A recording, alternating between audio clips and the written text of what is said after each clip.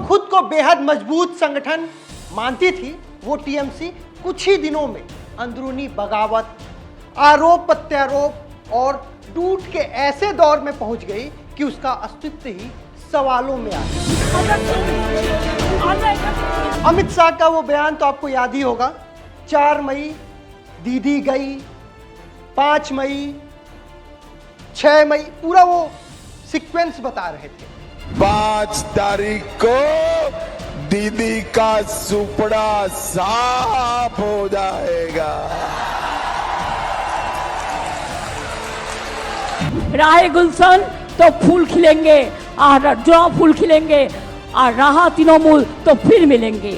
5 मई को बंगाल में पहली बार पूर्ण बहुमत की भारतीय जनता पार्टी की सरकार बनने वाली है। टीएमसी भी इस बात से अस्वस्थ थी क्योंकि 2019 उन्होंने देखा था, 2021 उन्होंने देखा था, 2024 उन्होंने देखा था, तो 2026 में भी उन्हें पता था कुछ नहीं होने वाला। तो देख रहा है, हम अगर चाहते तो पूरा विश्व को बता सकते हैं। ममता बनर्जी ने एक बार फिर सभी विधायकों को, जीते हुए विधायकों को फोन घुमाया, 80 विधायकों को कहा कि भाई आप आइए आवास पे, लेकिन मौजूदा विधायक में से बस 20 विधायक ही आवास पे बैठक करने पहुंचे। उसके बाद इस बैठक को रद्द कर दिया।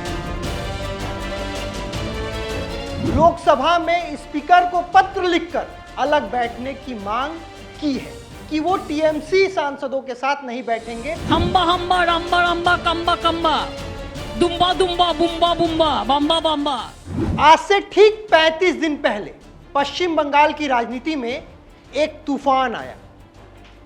बीजेपी ने 1.5 दशक तक सत्ता में रही टीएमसी को विधानसभा चुनाव में हरा दिया, लेकिन यह बवंडर थमा नहीं।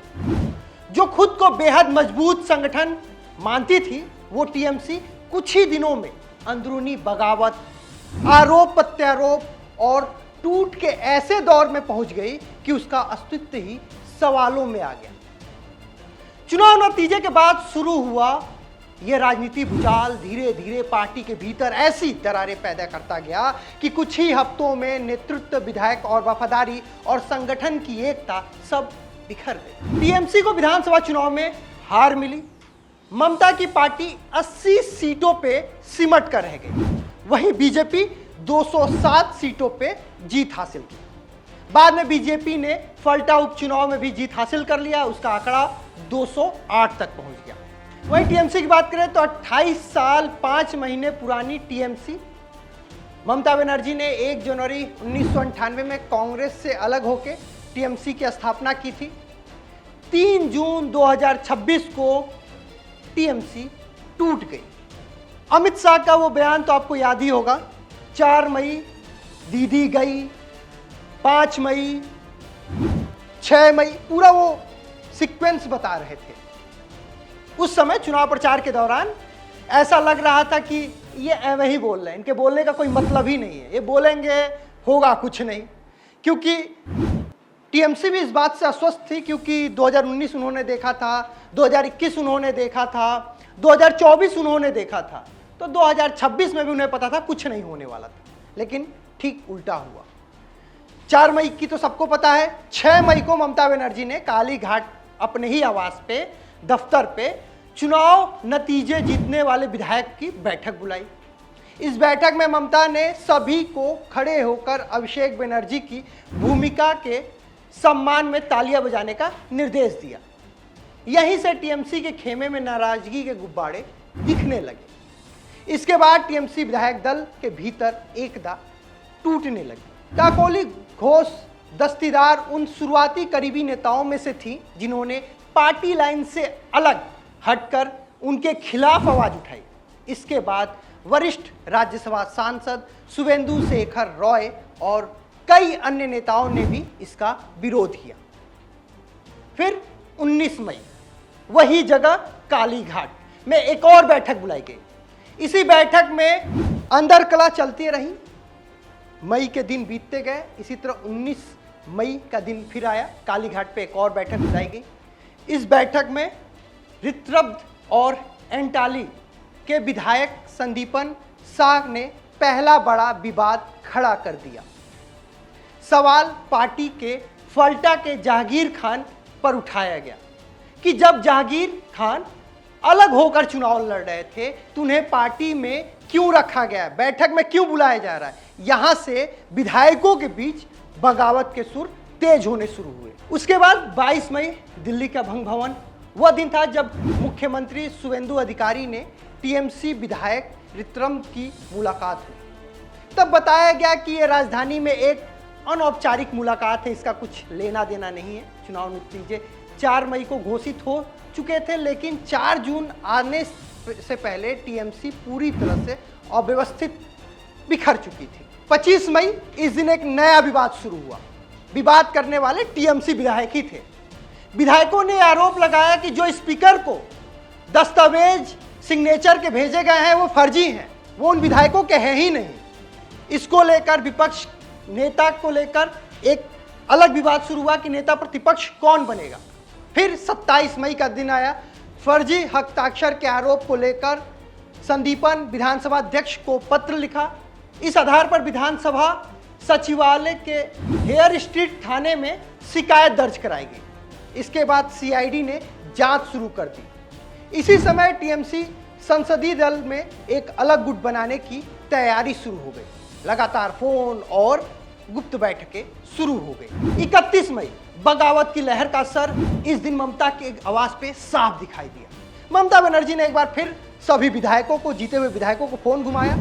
80 विधायकों को कहा कि भाई आप आइए आवास पे, लेकिन मौजूदा विधायक में से बस 20 विधायक ही आवास पे बैठक करने पहुंचे।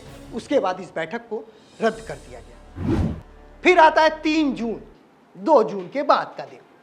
टीएमसी के विधायक सुबह 10 बजे विधानसभा स्पीकर के पास पहुंचे। रितम्बत संदीपन और उनके सहयोगी ने स्पीकर को 58 सदस्यों के हस्ताक्षर वाला पत्र सौंपा, जिसमें बाकी सदस्यों ने विपक्ष नेता प्रतिपक्ष के लिए स्वीकार पत्र पे सिग्नेचर था। जिसके बाद नेता प्रतिपक्ष रितम्बन को घोषित कर दिया। नेता प्रतिपक्ष बनने के बाद भी ये कहानी यहीं खत्म नहीं हुई। बगावत की एक और चिंगारी काकोली घोष के नेतृत्व में उठी, जिसमें दावा किया गया कि 28 में से 20 सांसद अलग गुट बनाने की मांग कर रहे हैं, जिन्होंने लोकसभा में स्पीकर को पत्र लिखकर अलग बैठने की मांग की है कि वो टीएमसी सांसदों के साथ नहीं बैठेंगे और एनडीए को समर्थन देने की बात कह रहे हैं। इसी में से एक यूसुफ पठान का विवाद है। यूसुफ पठान को कहा गया था कि ऐसी खबरें हैं कि उनको कहा गया कि आप इस्तीफा दे दीजिए, आपकी सीट से, चूंकि वो सेफ सीट है, वहां से ममता बनर्जी चुनाव लड़ेंगी ताकि वो किसी भी सदन की सदस्य रहें और पार्टी में मौजूद रहें। आपको बता दें कि इस समय ममता बनर्जी ना लोकसभा की सदस्य है, ना राज्यसभा की सदस्य है और ना ही विधानसभा की सदस्य है। अभी उनकी सदस्यता किसी भी सदन के लिए नहीं। ऐसा पहली बार नहीं है कि पार्टी 2 फाड़ में बंट गई हो। हमने हाल में ही देखा 2022 में कैसे महाराष्ट्र में शिवसेना 2 फाड़ में बंट गई। एकनाथ शिंदे के पास शिवसेना आ गई। महाराष्ट्र में ही दूसरा मामला देखने को मिला जब एनसीपी में 2 फाड़ हुई। 2 जुलाई 2023 को अजीत पवार की पार्टी के 8 विधायक एक साथ बगावत किए और वो पार्टी भी चली गई। आज की बात टीएमसी के लिए इसलिए कि टीएमसी लगातार सत्ता में थी और कल इंडी गठबंधन की जब बैठक हुई तो कांग्रेस राष्ट्रीय अध्यक्ष के जस्ट बराबर की कुर्सी में और अखिलेश के पास वो बैठी थी। वेटेज पूरा वही बराबर था, लेकिन अभी वो सत्ता में नहीं है, ना विधायक उनके पास है ना सांसद है, और सत्ता में जो नहीं रहता है वो बहुत जल्द भुला दिया जाता है। आरएलडी सबसे अच्छा एग्जाम्पल है यूपी के लिए। तो फिलहाल आज के कार्यक्रम में इतना ही, फिर मिलेंगे किसी नए मुद्दे के साथ।